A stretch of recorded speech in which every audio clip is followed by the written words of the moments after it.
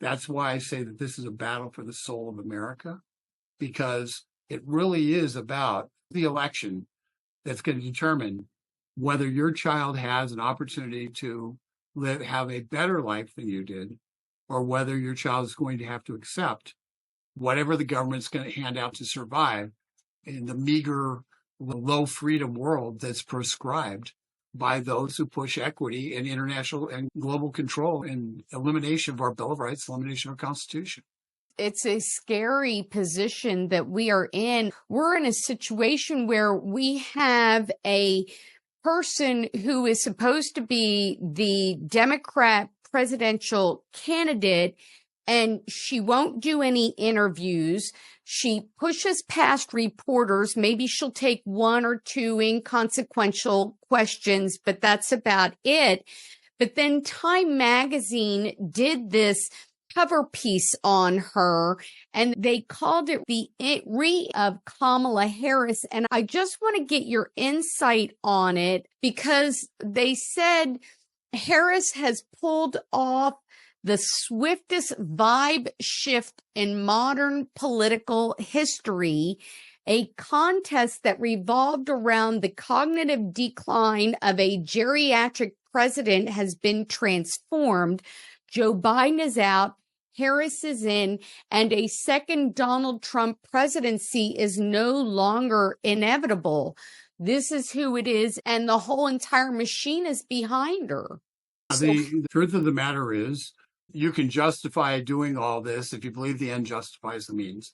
The end justifies the means is a doctrine for communism that says you can do whatever you have to do to achieve power and increase government control. Mao said it a different way. All power comes from the barrel of a gun, which is essentially the same thing. It means if I'm bigger, stronger than you are, I have the power and you don't have access to any of it. And the only way to get it is through revolution. We saw a coup. A presidential candidate who was a failed presidential candidate 2020 was resurrected by most accounts.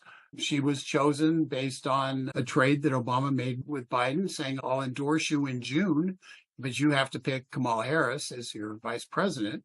And she is an entity that then hid in plain sight. Everything she touched went bad, but apparently she can read a teleprompter.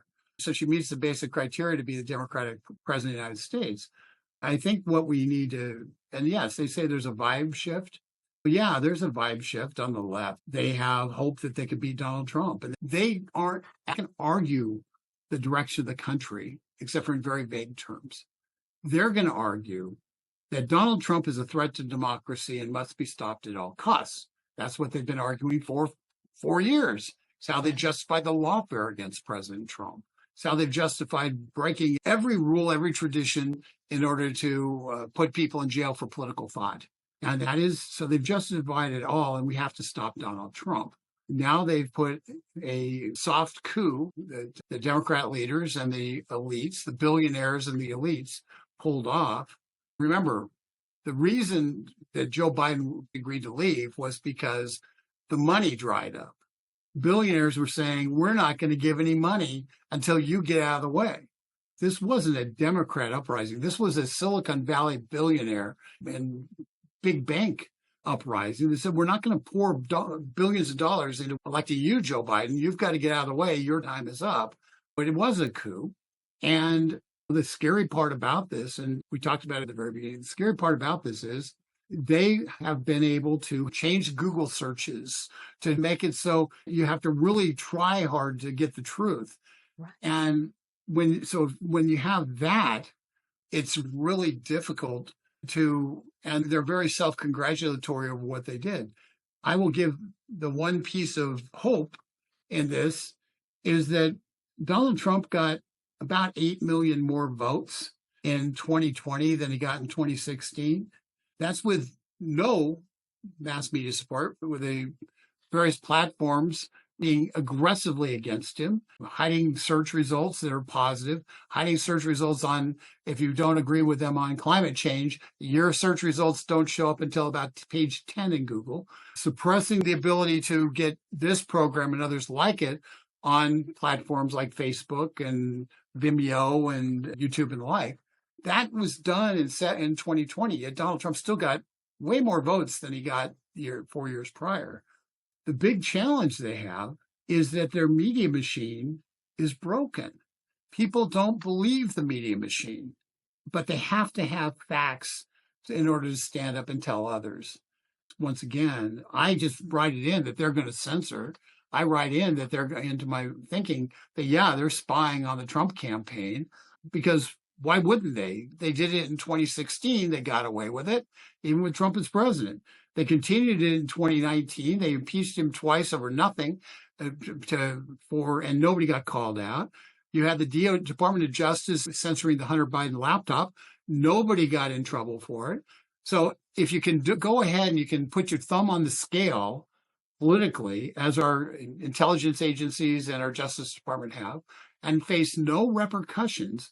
And in fact, the only people who had repercussions against them were the people who stood up and said no. The Trump people went to jail, not the people who actually broke the law. So when you have that, why wouldn't they use the full power to try to install who they want as president? If there's no downside consequence and the end justifies the means, and you hold the gun, then as a good communist, aren't you supposed to? This is what they do. The amazing part is Donald Trump still running ahead of Kamala Harris, according to the last YouGov poll. So he's still running ahead.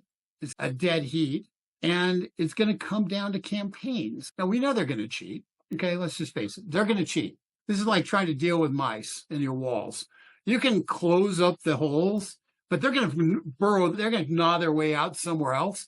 And since we haven't fumigated the house, we still have the mice and the cockroaches and everything in all the walls.